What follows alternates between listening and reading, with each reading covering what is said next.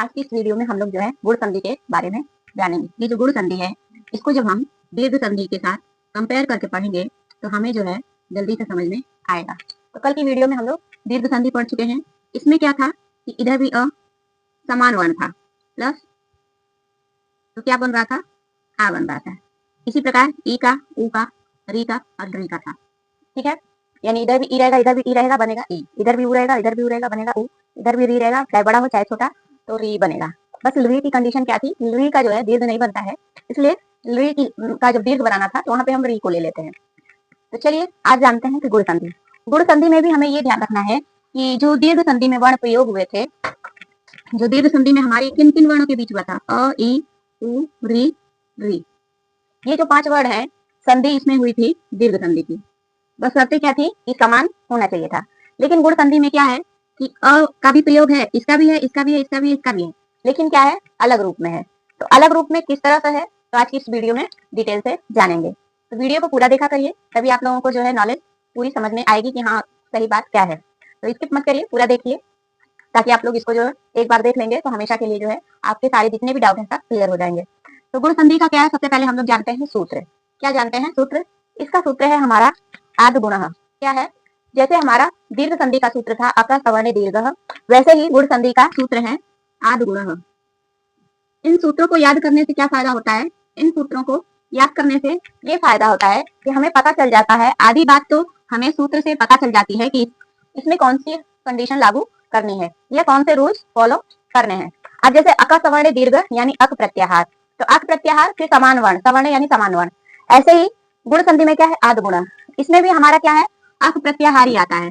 अक मतलब किस तरह बना है मैंने कल की वीडियो में बताया, जो हमारा पाणिनि का सूत्र है और हमारा सूत्र है अ ई उ ड़ और री री क। यही जो है इन्हीं 5 अक्षरों का प्रयोग जो है गुण संधि में भी है।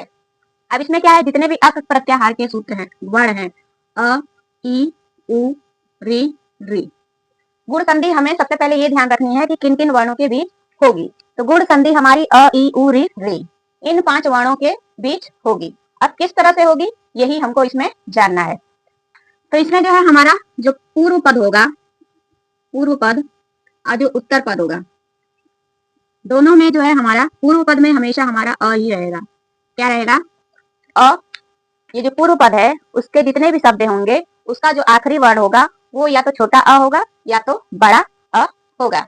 ये हमारा गुण संधि का पहला नियम है कि जो पहला पद है या पूर्व पद है उसमें उसकी कंडीशन क्या है कि उसका जब अंत होगा उस वर्ण का, तो उस वर्ण के अंत में जब क्या आएगा, अ आएगा चाहे आ आएगा, ये जरूर आना चाहिए। ठीक है। अब इसके बाद दूसरी बात हमें क्या ध्यान रखनी है गुण संधि में कि जो हमारा उत्तर पद है, यहाँ पे हमारा ई भी आ सकता है, उ भी आ सकता है, री भी आ सकता है और री भी आ सकता है।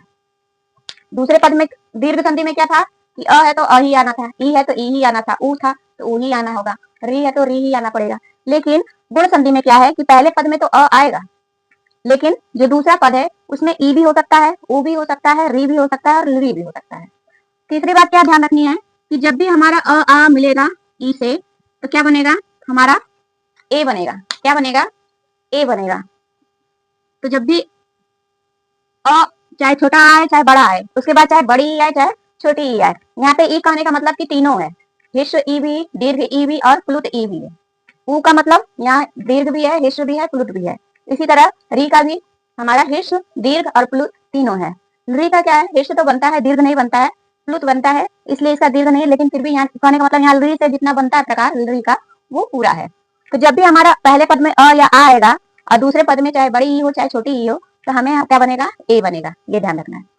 दूसरी बात क्या हमें ध्यान रखनी है कि जब अ आ के बीच यदि ऊ आता है, क्या आता है, ऊ आता है, तो हमारा क्या बनेगा, ओ बनेगा। क्या बनेगा? ओ बनेगा।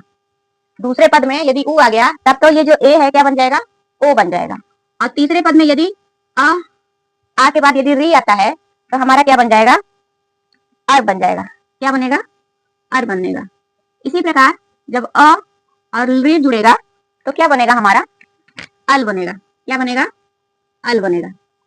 गुण संधि में जो है हमें मेन यही ध्यान रखना है कि जब भी हमारा पहले पद में अ या आ आए, लेकिन दूसरे पद में या उत्तर पद में ई आएगा तो ए बन जाएगा, यदि ओ होगा ऊ होगा तो ओ बन जाएगा, और यदि री है तो अर बन जाएगा, और री है तो अल बन जाएगा।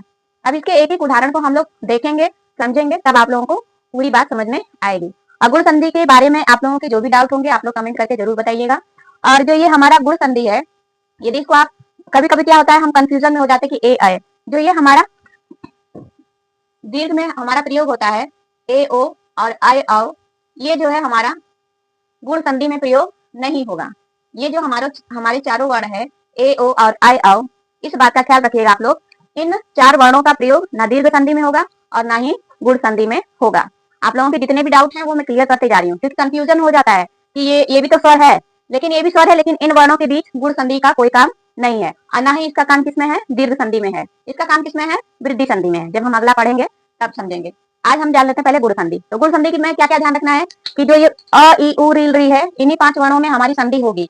और दूसरी बात ये याद रखनी है कि पूर्व पद में हमेशा हमारा अ या आ होना चाहिए।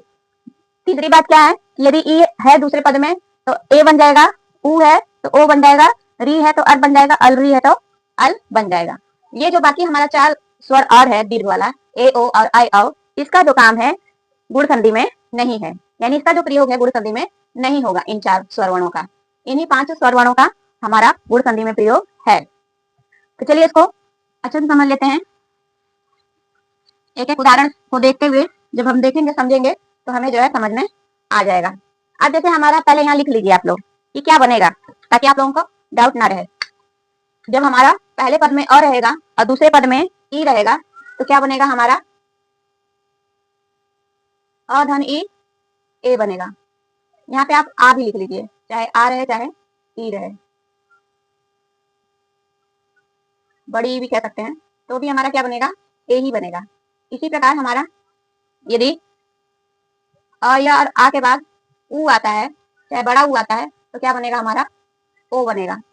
इसी प्रकार तीसरा है हमारा कंडीशन कि अ और आ के बाद यदि हमारा री आता है, चाहे दीर्घ हो चाहे ह्रस्व है। ह्रस्व में क्या एक बार ऐसे करेंगे और दीर्घ में क्या है 2 बार करेंगे री बनाते समय। ये भी कंफ्यूजन आप लोगों का रहता है, इसे भी क्लियर कर लीजिए। फिर अगला कंडीशन क्या है हमारा कि पहले पद में अ रहे चाहे आ रहे, यदि दूसरे पद में री है तो क्या बन जाएगा, हमारा अल बन जाएगा। क्या बन जाएगा, हमारा अल। तो अ ई ए बना, और अ और उ ओ बना, अ और री अर बना, अ और री अल बना। ये जो है हमारा मोस्ट इंपोर्टेंट है गुण संधि के लिए। यही जो हमें मेन जो है गुण संधि में याद रखना पड़ता है। अब आगे इसको उदाहरण से समझते हैं। जैसे हमारा पहला उदाहरण है उपेंद्र या गणेश लिख लीजिए, ये सरल है। उपेंद्र, गजेंद्र, जितेंद्र, महेश, दिनेश, रमेश, गणेश, ये सारे उदाहरण किसके हैं, हमारे गुण संधि के हैं। तब इसमें गणेशा को जब हम टुकड़े करेंगे तो क्या हमारा शब्द बनेगा, बनेगा हमारा गढ़धन ईश। क्या बनेगा, गढ़धन ईश। अब इस गढ़ को तोड़ेंगे तो ग जो है पूरा है, यानी इसमें अ जुड़ा हुआ है, क्योंकि संस्कृत में जो व्यंजन वर्ण होते हैं उसमें जो है जब अ जुड़ता है तभी जो है पूरा होता है। क्यों, क्योंकि जो व्यंजन वर्ण है वो अर्धमात्रिक होते हैं, और जब स्वर अ जुड़ेगा तब वो पूरा होता है। तो यहाँ ग पूरा है यानी अ जुड़ा है, अड़ पूरा है यानी अ जुड़ा हुआ है। इसी प्रकार ईशा में, ईशा को टुकड़े करेंगे तो ई जो है स्वर है तो इसमें अ जुड़ेगा नहीं। फिर ये जो स है व्यंजन है, यानी इसमें अ जुड़ा हुआ है। फिर क्या है, हमारा विसर्ग है। अब देखिए यहाँ पे अ आया है, पहले पद में हमारा अ दिख रहा है, फिर जो दूसरा पद है इसमें हमारा ई दिख रहा है, दिख रहा है। अब ये अ धन ई, बड़ी ई है ना यहाँ पे। अब यही है कंडीशन यहाँ बताएंगे, चाहे बड़ी ई रहे चाहे छोटी ई रहे, चाहे छोटा आ रहे चाहे बड़ा ऊ रहे, बनेगा क्या, हमारा ए बनेगा। क्या बनेगा, ये जो अ है और ये जो ई है मिलके क्या बन गया, ए बन गया। और यहाँ पे जो हमारा संधि विच्छेद में, संधि में जो परिवर्तन हुआ है, यहाँ ए की मात्रा आपको दिख रही है, ये जो हमारा ए का मात्रा है दिख रहा है। तो ये जो ए ये है कैसे बना, ऐसे बना, इसका अ और इसका ई, अ धन ई मिलके क्या बन गया, हमारा ए बन गया। और संधि का रूप लेके क्या बन गया, हमारा संधि गणेश। आ गया ना समझ में कि पहला जो पद होगा उसमें अ है, कंडीशन पहली लागू हो गई, अ है। दूसरी कंडीशन क्या है, ई है तो क्या बन जाएगा, ए बन जाएगा। ई आया है, बना क्या है, ए बना है। और शब्द में जब ए का मात्रा लगा है यानी ये इसमें चला जाएगा, हमारा गुण संधि में चला जाएगा। तो ये जो गणेश है किसका उदाहरण है, गुण संधि का है। अब चलिए ओ वाला देख लीजिए, ये तो हम ए वाला देखे हैं। इसी तरह और भी है, सुरेश, महेश, दिनेश, रमेश, गजेंद्र, ये सारे उदाहरण किसमें किसके हैं, इसी अ धन ई के ही हैं। और बनेगा क्या, हमारा ए बनेगा। अब ओ वाला देख लेते हैं, ई वाला तो जान गए, अब ओ वाला उदाहरण देखते हैं। हमारा जो है ओ वाले में आ जाता है हितो उपदेश। हितो उपदेश में जो है हमारा ये ओ का उदाहरण है, भाग्योदय, सूर्योदय, गंगोदकम, ये सारी किसके हैं? गुण संधि के ही उदाहरण है, लेकिन क्या है? ओ वाले हैं। अब इसमें ओ कैसे आया, ऊ कैसे, और इस शब्द को जब हम तोड़ेंगे तो हमारा दो शब्द बनेगा, एक बनेगा हित और एक बनेगा उपदेश। ठीक है, जब हम इन दो शब्दों को हितोपदेश को तोड़ेंगे तो हमारा एक शब्द पूर्व पद हित बनेगा और जो उत्तर पद है वो क्या बनेगा? उपदेश बनेगा। अब इस हित को जब हम टुकड़े करेंगे तो हमारा क्या आता है? ह। अब ह पे क्या? छोटी ई की मात्रा है तो छोटी ई आ गया यहाँ पे। फिर यहाँ पे त में पूरा त है, यानी यहाँ पे अ क्या है? जुड़ा हुआ है। क्यों जुड़ा है अ? क्योंकि संस्कृत में जो व्यंजन होते हैं वो अर्धमात्रिक होते हैं और वो उसके साथ जब अ जुड़ेगा तभी वो पूरा होगा। अब इसी प्रकार इसके टुकड़े कर लीजिए। उ जो है स्वर है तो इसमें जो है अ नहीं जुड़ेगा। प पूरा है तो यानी अ जुड़ा हुआ है। द भी पूरा है लेकिन द पे क्या? ए का मात्रा लगा है, यानी यहाँ पे ए आ जाएगा। स भी क्या है? पूरा है, यानी इसमें भी अ जुड़ा हुआ है। तो ये तो हमारा उपदेशक का जो है डिटेल हो गया कि उपदेशक शब्द किन किन वर्णों से मिलकर बना है और ये जो हित है ये किन किन वर्णों से मिलकर बना है। अब इसमें देखिए कि पहली कंडीशन क्या हमें याद रखनी है कि जो पहला पद है उसमें अ या आ आना चाहिए। यहाँ पे अ दिख रहा है आपको, छोटा अ चाहे बड़ा, दोनों में से एक अ होना चाहिए, तो यहाँ पे छोटा अ है। दूसरी कंडीशन क्या? उत्तर पद में हमारा ई हो, चाहे ऊ हो, चाहे री हो, चाहे री हो, लेकिन यहाँ पे क्या है? ऊ है। तो जब ये अ धन ऊ मिलेगा तो हमारा क्या बन जाता है? ओ बन जाता है। क्या बन जाता है? ओ बन जाता है। तो ये जो ओ बना है तो ओ बन के हमारा क्या बन गया? हित, और ओ का मात्रा लग गया और बन गया हमारा हितो उपदेश। ठीक है, यहाँ पे हमारा शब्द क्या बन गया? हितो उपदेश। तो यहाँ पे अब किसके कौन सी कंडीशन लागू हुई है?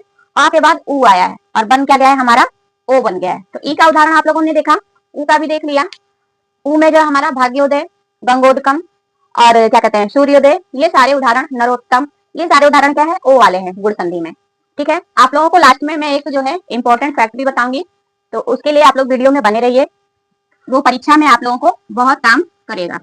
तो पहले आप लोग नियम को समझ लीजिए। शॉर्ट तरीका भी मैं बताऊंगी कि जिससे जो है आप लोगों को, यदि अभी अब आप ए और ओ का जान के अब जान लेते हैं री का। हम पढ़ते हैं देवर्षि, महर्षि, वर्षा ऋतु, ये सब क्या है? ग्रीष्म ऋतु, ये सारे उदाहरण क्या है? री के हैं।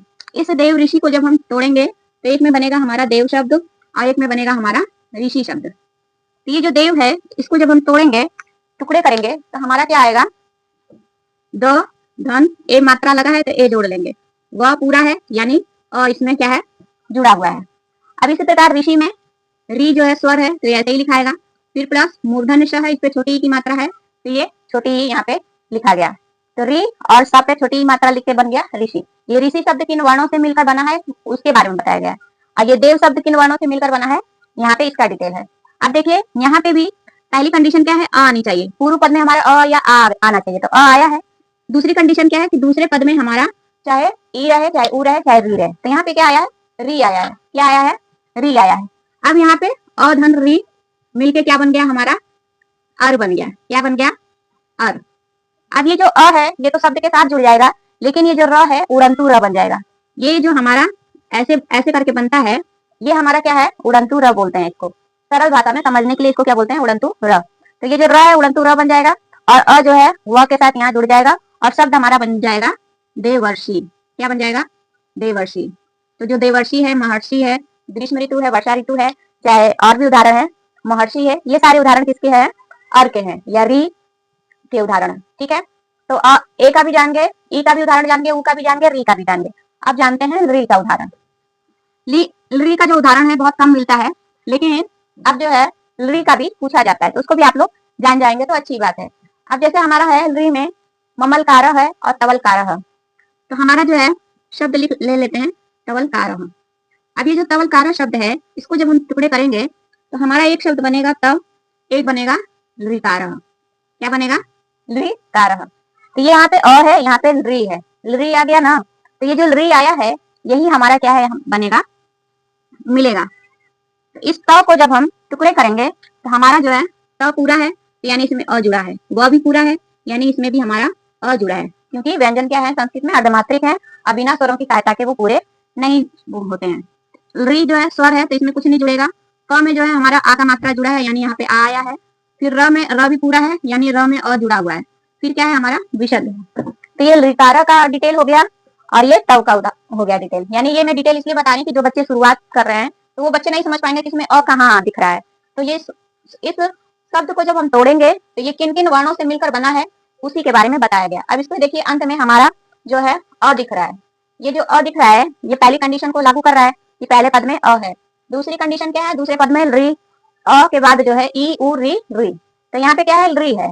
तो ये जो अ और री है यानी अ धन री क्या बनेगा हमारा, अल बनेगा। क्या बनेगा, अल बनेगा।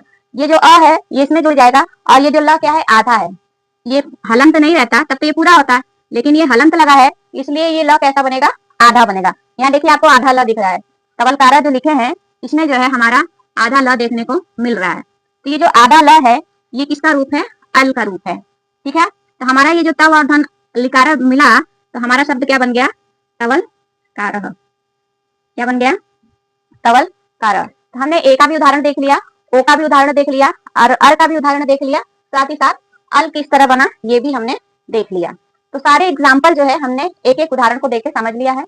अब जो है हमारा इस गुण संधि का इंपॉर्टेंट फैक्ट मैं आप लोगों को बता दूं कि जो बच्चे वीडियो को शुरू से लास्ट तक देखें उनके लिए जो है मजे मजे हैं, क्योंकि जो मैं अब बताने जा रही हूँ वो आप लोगों के लिए बहुत ही कारगर मतलब होगा। क्योंकि परीक्षा के समय क्या है, हम लोगों के पास समय नहीं मिलता है।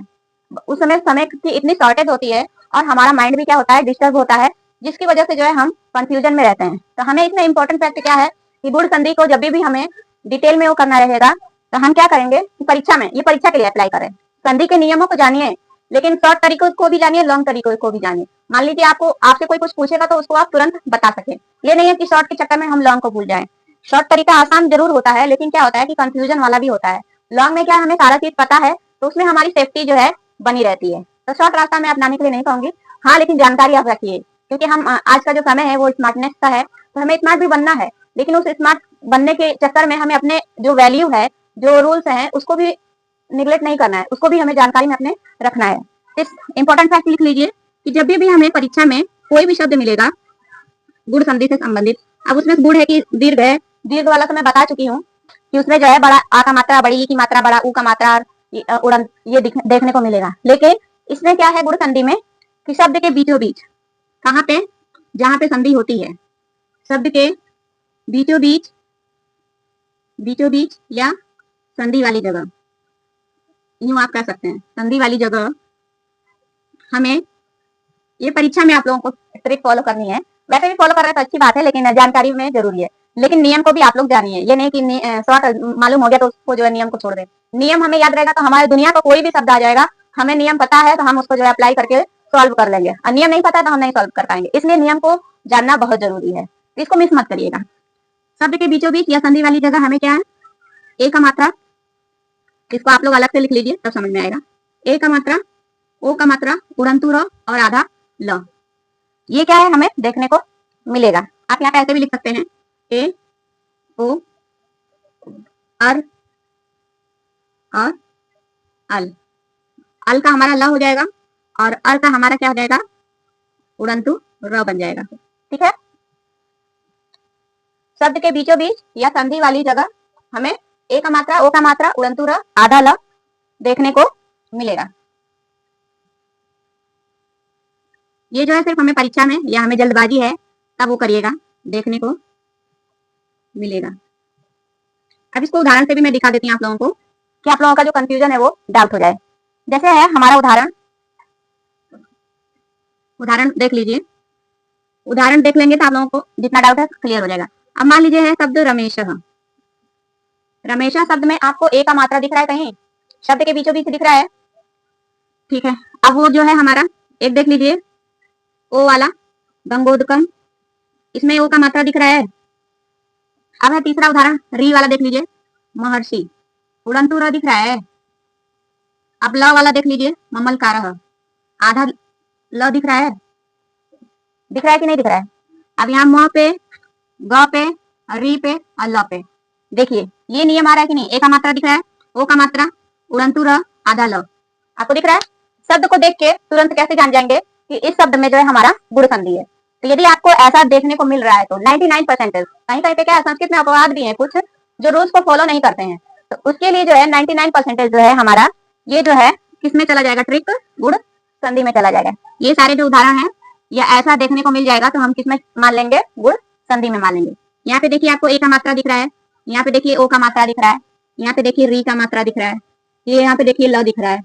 अब तो आप लोगों को क्लियर हो गया होगा कहाँ पे ए का मात्रा दिख रहा है, शब्द के बीचों बीच दिख रहा है जहाँ संधि हुई है। इस रमेशा को तोड़ेंगे तो रमाधन ईशा हो जाएगा, इस गंगोदकम को तोड़ेंगे तो गंगाधन उदकम हो जाएगा। शब्द के बीचों बीच दिख रहा है आप लोगों को महर्षि, महाधन ऋषि, ममलकारा, ममधन, लिरिकारा। तो ममधन लिरिकारा बनने पे क्या आधा ल बन गया है, क्यों? क्योंकि जो अल बना है उसका आधा ल जो है जुड़ेगा, तो इसलिए आधा ल है। यहाँ पे पूरा ल नहीं लिखेंगे। पूरा ल क्यों नहीं लिखेंगे? क्योंकि अल जो बना है उसमें पूरा ल नहीं है, हलंत के साथ है। जब हलंत के साथ, संस्कृत में कोई भी व्यंजन यदि हलंत के साथ है तो इसका मतलब है कि वो आधा है। जब हलंत नहीं लगा है तब तो पूरा है, यानी उसके साथ क्या है, अ जुड़ा हुआ है। तो ये जो है हमारा जो है इंपॉर्टेंट फैक्ट है परीक्षा के लिए। जो बच्चे पूरा वीडियो देखे हैं उनके लिए प्लस पॉइंट है, और जो लोग नहीं देखे हैं स्किप करके गए वो अपनी मजे मजे करें, और जो पूरा देखे हैं उनको प्लस पॉइंट मिला वो भी बल्ले बल्ले करें अपनी। चलिए, तो आई होप आप लोगों को आज की वीडियो समझ में आई होगी कि गुण संधि में हमें क्या ध्यान रखना है कि पहला जो पद होगा उसमें हमारा अ होना चाहिए, चाहे बड़ा अ हो चाहे छोटा हो। दूसरी कंडीशन क्या है कि जो उत्तर पद है उसमें ई भी हो सकता है, ऊ भी हो सकता है, री भी और ली भी हो सकता है। यदि ई है तो ए बन जाएगा, ऊ है तो ओ बन जाएगा, और री है तो अर बन जाएगा, अलरी है तो अल बन जाएगा। सारा उदाहरण मैं एक एक बता चुकी हूँ। फिर क्या है, हमको शॉर्ट में जानना है तो जो शब्द है शब्द के बीचों बीच या संधि वाली जगह हमको क्या मिलेगा, ये मात्रा देखने को मिलेगी, चाहे एक की, चाहे वो की, चाहे उड़नतुर, चाहे आधा ल देखने को मिलेगा शब्द में। ये हमारा जो है परीक्षा के लिए बताई हूँ आप लोगों को कि आप लोगों का जो कंफ्यूजन है, जो समय है वो बच सके और आप लोग परीक्षा को अच्छे से दे सकें। तो चलिए, आज का जो टॉपिक है गुण संधि ये पूरा होता है। और ये मेरी जो वीडियो है आप लोगों को थोड़ी भी हेल्पफुल लग रही है, यूजफुल लग रही है, तो आप लोग जो है इस चैनल को अपने अगल बगल जितने लोग भी हैं, रिलेशन के हैं या पड़ोसी हैं या घर के मेंबर्स हैं, पढ़ रहे हैं, संस्कृत लिए हैं, टेट सीटेट केवीएस, इस लेवल तक मैं पढ़ा ही रही हूँ। पीजीटी लेवल का मैं नहीं पढ़ा रही हूँ, लेकिन टेट सीटेट केवीएस ये जो लेवल में पढ़ा रही हूँ, इसमें सिर्फ 33 नंबर का संस्कृत आता है। तो उसमें जो 15 नंबर है हमारा ग्रामर का आता है और 15 नंबर जो है हमारा साहित्य वाला रहता है। तो उसमें 15 में जो है हमारा 2 पैराग्राफ आता है, उससे संबंधित प्रश्न पूछे जाते हैं। एक जो है गद्य का रहता है, एक पद्य का रहता है, और बाकी जो 15 नंबर का है हमारा ग्रामर से ही आता है। तो उसके लिए जो है इंपॉर्टेंट है मेरी क्लासेस। तो मेरे चैनल पे आप लोग यदि पहली बार आए हैं तो चैनल को सब्सक्राइब कर लीजिए, और जो है शेयर, कमेंट और क्या कहते हैं लाइक जरूर करिएगा। और मैं जाते समय आप लोगों से यही कहूंगी कि मुस्कुराते रहिए और लाइफ में पॉजिटिव माइंड रखिए और आगे बढ़िए। तो मिलते हैं अगली वीडियो में, तब तक के लिए बाय बाय।